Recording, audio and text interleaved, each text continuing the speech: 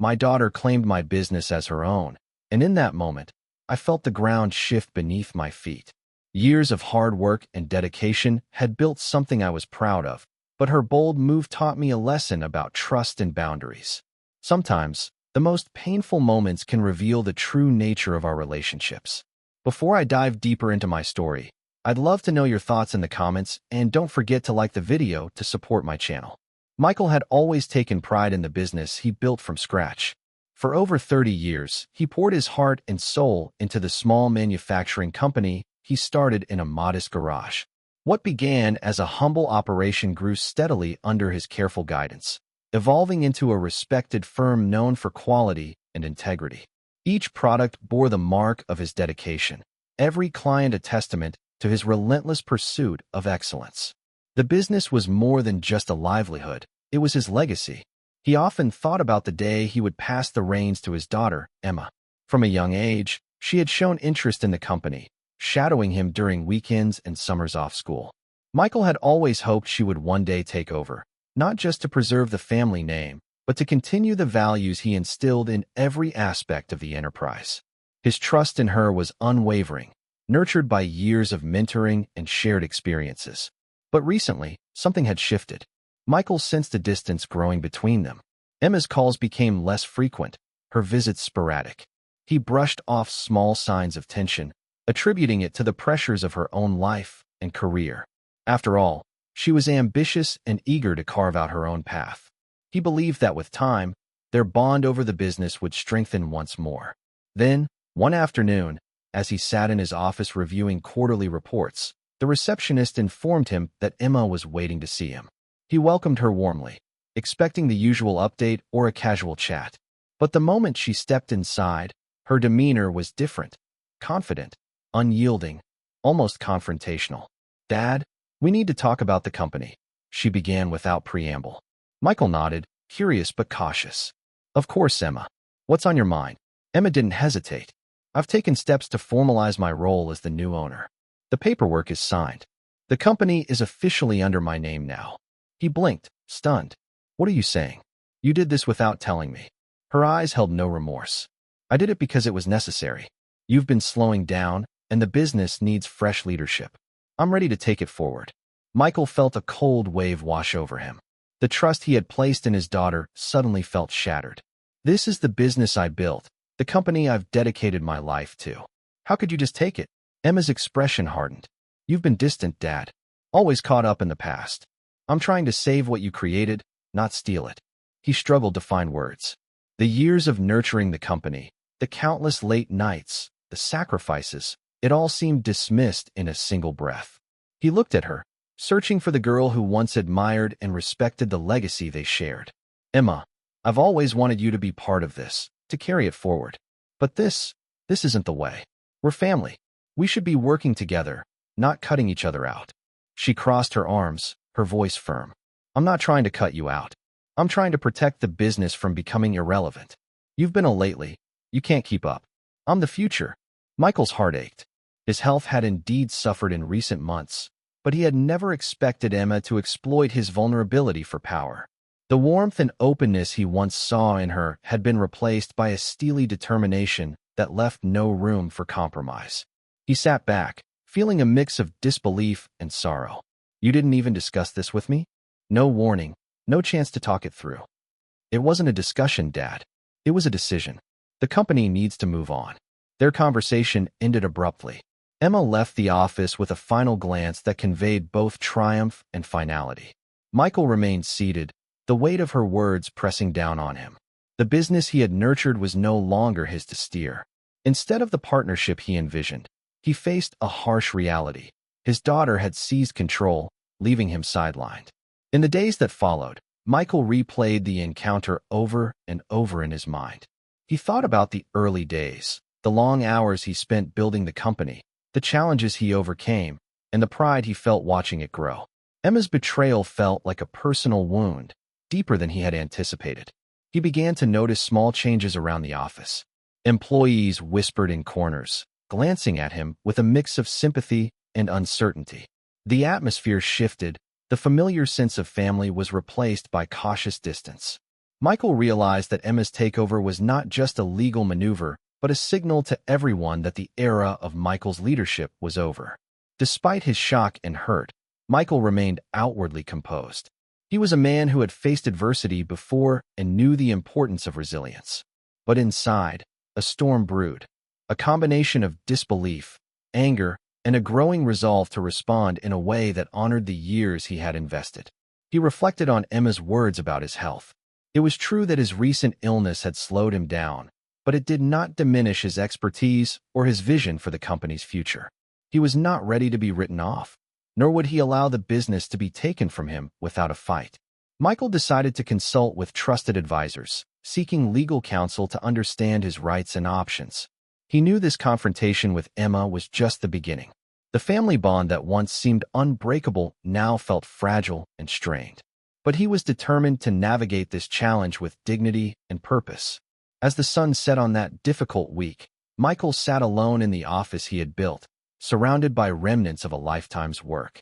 He allowed himself a moment of quiet reflection, remembering the early days when Emma was a curious child, eager to learn and share in his passion. Somewhere beneath the tension and betrayal, he hoped that connection could be restored. For now, though, he prepared himself for the battle ahead, one that would test not only his legal standing but the very fabric of their family. Michael knew that reclaiming his place would require more than anger. It would demand strategy, patience, and an unwavering belief in the legacy he had created.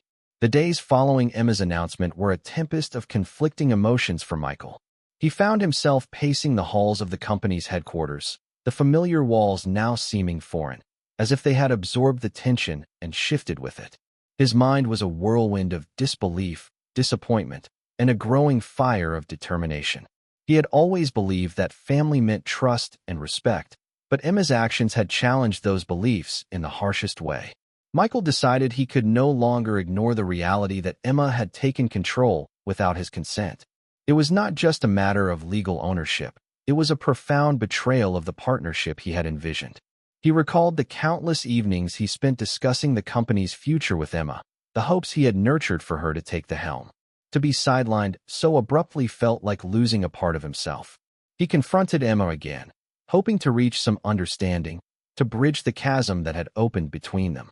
In the quiet of his office, he asked, "Emma, why did you feel you had to do this behind my back? Why not come to me first?" Her response was cold, almost rehearsed. "Because I needed to protect the company. You've been ill, Dad. You're not as sharp as you used to be. I'm not trying to hurt you, but the business can't wait." Her words stung, more than he expected. Michael was acutely aware of his recent health struggles, an illness that had sapped his energy and clouded his focus at times. But he had never imagined Emma would use that vulnerability against him. "I'm not saying I'm perfect," he replied softly, "but this company is my life's work.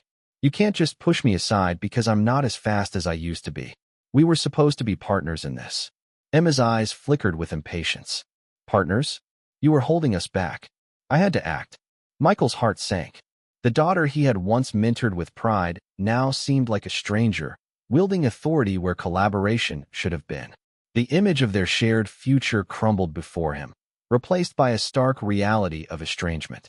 Feeling the walls closing in, Michael sought counsel from his longtime attorney, Susan. She was sharp, pragmatic, and had been his trusted advisor since the company's early days. Over coffee in her office, Michael laid out the situation. "I never imagined this could happen," he said, voice heavy with disbelief. "Emma just took control without any warning. Is there anything I can do?" Susan leaned forward, her expression serious but reassuring. "Legally, Emma's position is complicated. If the documents are signed and filed correctly, she may have control on paper. But that doesn't mean you're powerless. We can explore options to challenge the transfer, especially if there's evidence of undue influence or lack of proper procedure." Michael listened intently, the spark of hope flickering within him. "What about the employees? The company culture? She's already making changes, and I'm afraid she doesn't understand what's at stake.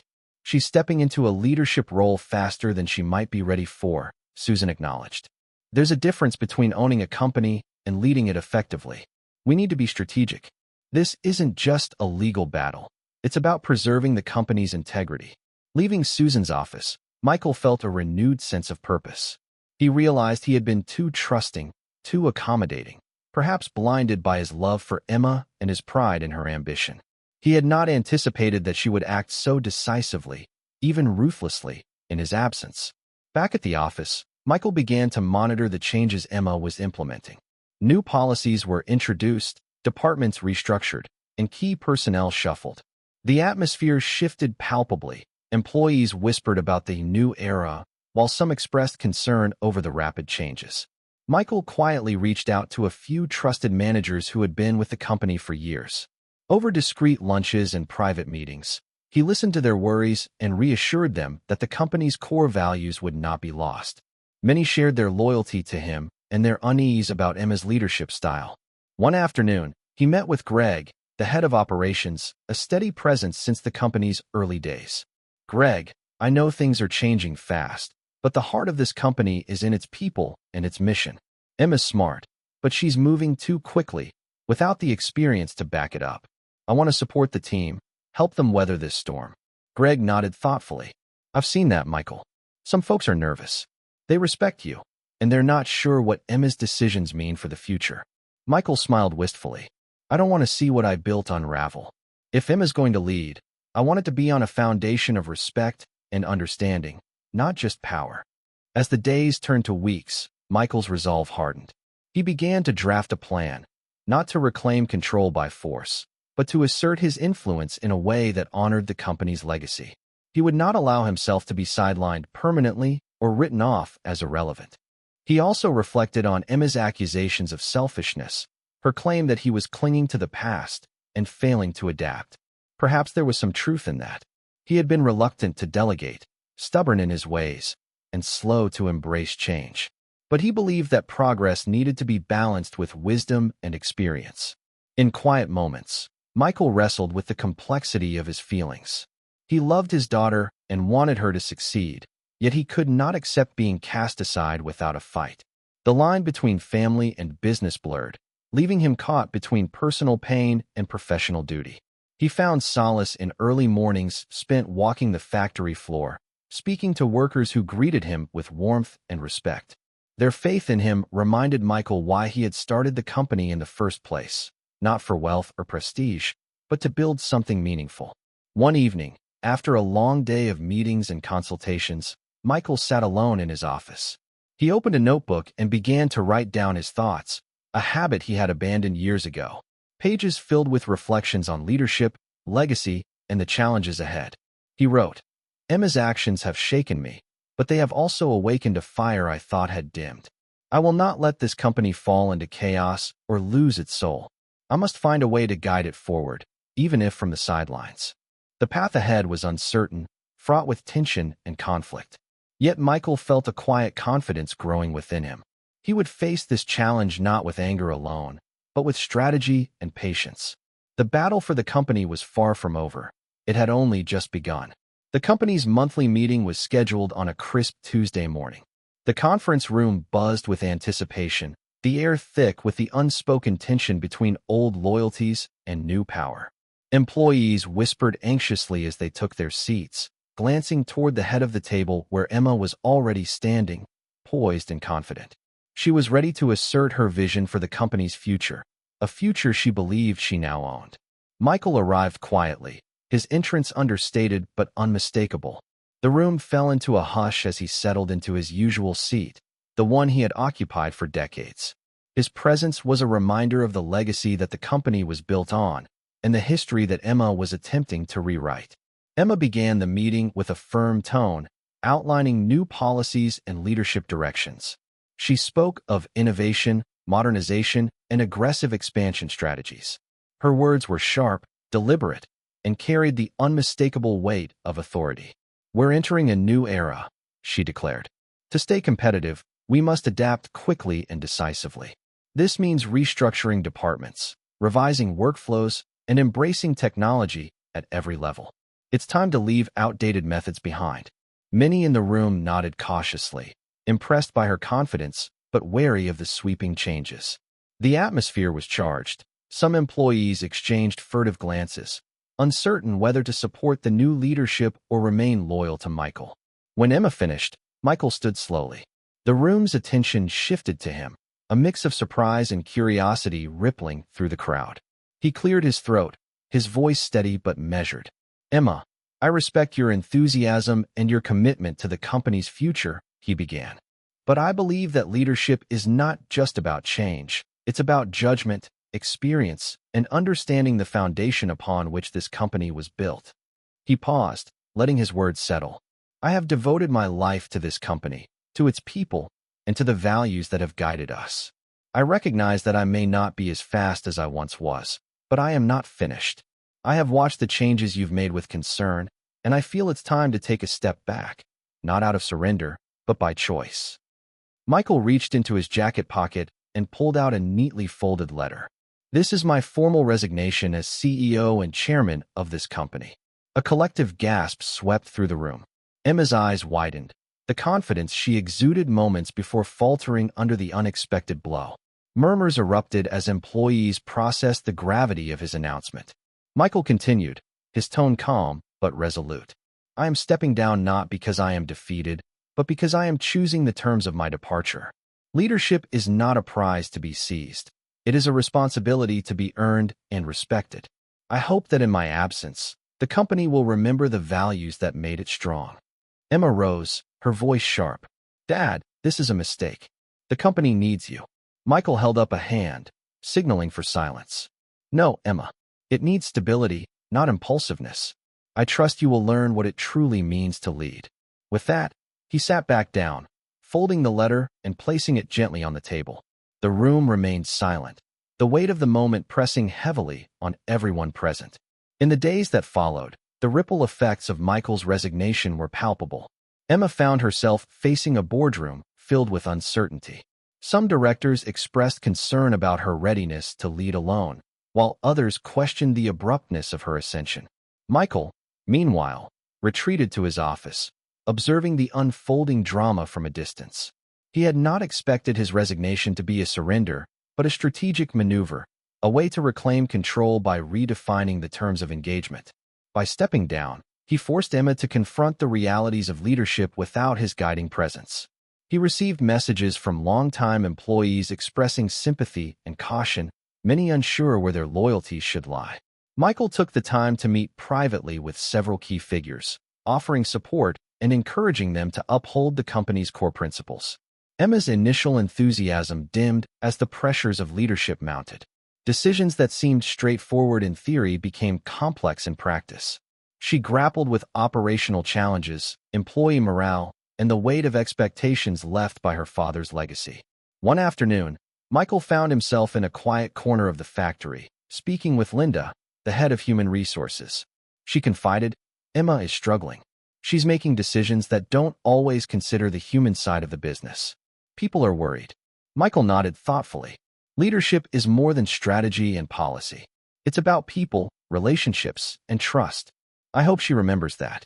Despite the growing distance between them, Michael held on to a flicker of hope that Emma would grow into her role. He knew the path she faced was daunting, and he hoped his resignation would encourage reflection rather than resentment. As weeks passed, Michael remained a silent force within the company. His resignation letter was on file, but his influence lingered through the employees and managers who still valued his guidance. He continued to attend industry events and consult informally with trusted colleagues, staying connected without overt interference. The company's direction under Emma's leadership became a test of her ability to balance innovation with the traditions her father had established. Some initiatives showed promise, while others faltered, revealing the steep learning curve she faced. Michael watched it all with a mixture of pride and caution. He understood that stepping down was not the end of his story with the company, but the beginning of a new chapter, one where he could observe, advise quietly, and prepare for whatever challenges lay ahead. In moments of solitude, Michael reflected on the complexities of family and business intertwined. He realized that leadership was as much about knowing when to step back as it was about stepping forward. His resignation was a statement, not of defeat, but of deliberate choice. The battle for the company's soul was far from over, but Michael had taken the first step towards shaping its outcome on his own terms. Michael observed the company's evolving landscape from a distance, his presence subtle yet felt by those who had long respected him. The weeks following his resignation revealed a growing struggle within Emma's leadership, and though he no longer held an official title, his influence quietly persisted through the employees who remained loyal to the company's original vision. He spent his mornings in the office, not as the commanding CEO, but as a mentor and confidant to key managers who reached out for guidance. His conversations with them were candid, filled with insights drawn from decades of experience. He listened more than he spoke, allowing the younger generation to find their footing while gently steering them away from decisions that might jeopardize the company's stability. One afternoon, he met with Sarah, the head of product development, a bright and enthusiastic leader who had struggled to reconcile Emma's aggressive innovation plans with the company's practical realities. "Michael," she said hesitantly, "we want to support Emma, but the pace is overwhelming. There's a fear we're losing sight of what made this company successful." He nodded thoughtfully. "Innovation is important, Sarah, but it can't come at the cost of the company's foundation. Change must be measured and purposeful. You're the bridge between the old and the new. Use that role wisely." Michael also quietly supported longtime employees who felt uncertain about the future. He understood their loyalty wasn't just to him personally, but to the values and culture he had cultivated. Through discreet meetings and informal conversations, he reassured them that the company's core principles could endure, even amid change. Emma's confidence, once unwavering, began to waver as the realities of leadership set in. She faced mounting challenges, operational glitches, resistance from some departments, and the weight of making decisions without the steady hand her father had provided. The pressure was relentless, and cracks appeared in her previously unshakable demeanor. Michael heard whispers of these struggles through the grapevine, but chose not to intervene directly. Instead, he remained an observer, believing that true leadership required facing adversity head-on. He hoped Emma would grow into her role, learning from mistakes and adapting as needed. There were moments when Michael's restraint was tested. He yearned to step in, to offer advice or correct missteps, but he reminded himself that this was Emma's journey. His resignation was a conscious choice to relinquish control, even if it pained him to watch from the sidelines. During a company-wide town hall, Michael attended as a guest, watching as Emma addressed the employees. Her tone was earnest but tinged with uncertainty. She acknowledged the challenges they faced and promised to listen more carefully to feedback. It was a rare glimpse of vulnerability that softened the room's skepticism. After the meeting, Michael approached Emma privately. "You're doing better than you think," he said quietly. "Leadership isn't about never faltering. It's about how you recover and grow." Emma looked at him, conflicted yet appreciative. For a moment, the distance between them seemed to shrink. But the weight of their history and the decisions ahead remained. Outside the company, Michael focused on personal growth, rekindling old passions and exploring new interests that had been sidelined by decades of business. He found solace in community projects and mentoring young entrepreneurs, channeling his experience into nurturing others. Yet, despite stepping back, he remained vigilant. The company's future was intertwined with his own legacy, and he could not fully detach himself from its fate. He maintained regular contact with Susan, his attorney, to monitor any developments that might require his involvement. Michael also took the time to reflect deeply on the lessons this chapter had taught him. He recognized the complexities of family dynamics in business, the blurred lines between personal affection and professional responsibility. The experience had reshaped his understanding of leadership, resilience, and the importance of setting boundaries. One evening, as he reviewed the company's financial reports sent by a trusted manager, Michael felt a cautious optimism. While challenges persisted, the core business remained healthy, and pockets of innovation showed promise. He knew the road ahead would be difficult, but the foundation was still strong. He reached out to Greg, the operations head, scheduling a discreet meeting. "Greg," he said, "keep an eye on morale. The people are the company's heart. If we lose them, we lose everything." Greg agreed, sharing his concerns about the need for balance between new initiatives and preserving stability. Their conversation reaffirmed Michael's belief that leadership was about more than strategy, it was about people. Throughout this period, Michael's relationship with Emma remained strained but not broken. They exchanged occasional messages, cautious and formal, each navigating the delicate balance between family and business. He understood that Emma's confidence would grow only through experience, and he resolved to support her in ways that did not undermine her authority. His role had shifted from leader to elder statesman, a guardian of the company's spirit rather than its commander. In quiet moments, Michael reflected on the irony of his situation. He had relinquished control not out of defeat, but as a strategic retreat, yet his influence endured in subtler forms. The company was at a crossroads, shaped by the collision of past and future, tradition and innovation. Michael found peace in knowing he had chosen this path deliberately. He was no longer the driving force, but he was still a presence, a steady hand ready to guide if needed, without overshadowing the next generation. The company's journey continued, marked by challenges and growth, uncertainty and hope. Michael watched with a mixture of pride and humility, understanding that leadership was not a fixed position but an evolving role. He had stepped down, yes, but his commitment to the company's success remained unwavering. The story was far from over, and Michael was prepared to face whatever came next, with patience, wisdom, and quiet determination. Months had passed since Michael's formal resignation, and the company was still navigating the unsettled waters of transition. The tension between tradition and innovation persisted, but so did a gradual sense of equilibrium. Michael found himself reflecting more deeply on the journey he had undertaken, not just the battles fought in boardrooms or family confrontations, but the personal transformation that had unfolded alongside. Sitting in his study one evening, surrounded by photographs and mementos of decades past, Michael allowed himself a moment of clarity. He realized that stepping down had been less about relinquishing control and more about reclaiming his own life. The years of sacrifice, the relentless pursuit of success, had taken their toll. Now, freed from the daily pressures of leadership, he could finally focus on healing, growth, and rediscovery. His relationship with Emma remained complex but had softened. They exchanged messages less formal, more genuine, each tentative step bridging the gap that had once seemed insurmountable. Michael recognized that love and family did not require surrender but demanded strength, respect, and boundaries. He no longer expected Emma to follow in his footsteps, only to respect the foundation he had built and the lessons he had imparted. One afternoon, Michael met with Susan to finalize the transfer of his remaining shares to a charitable foundation he had established years earlier. It was a deliberate choice, ensuring that the company's ownership could not be contested or manipulated in the future.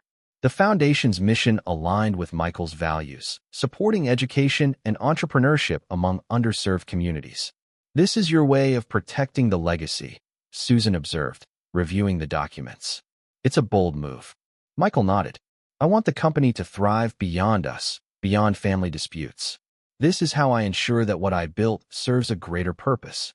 When Emma learned of the transfer, her reaction was a mixture of shock and desperation. She confronted Michael in a rare in-person meeting, her voice tinged with frustration. "Why would you do this without telling me? You're cutting me out completely." Michael met her gaze steadily. "I'm not cutting you out, Emma. You've had every opportunity to lead and shape the company. This decision ensures that the business remains true to its principles, free from internal battles. It's a consequence of how things unfolded." Emma's fury was palpable, but beneath it lay a grudging respect. The realization dawned that Michael's actions were not spiteful but protective.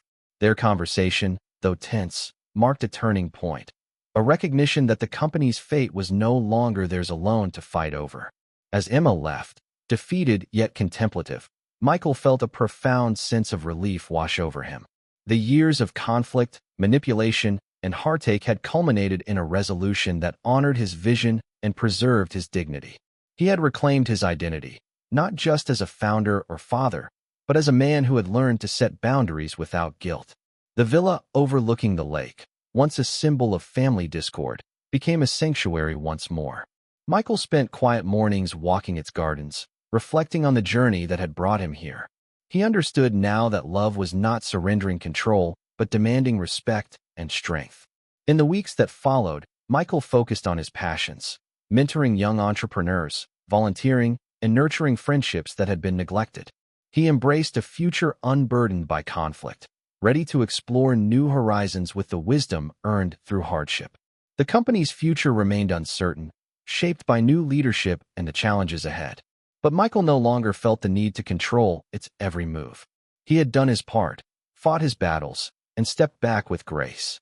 For the first time in years, Michael felt peace. He had reclaimed his dignity, learned the importance of boundaries, and embraced a life where personal growth mattered as much as professional success.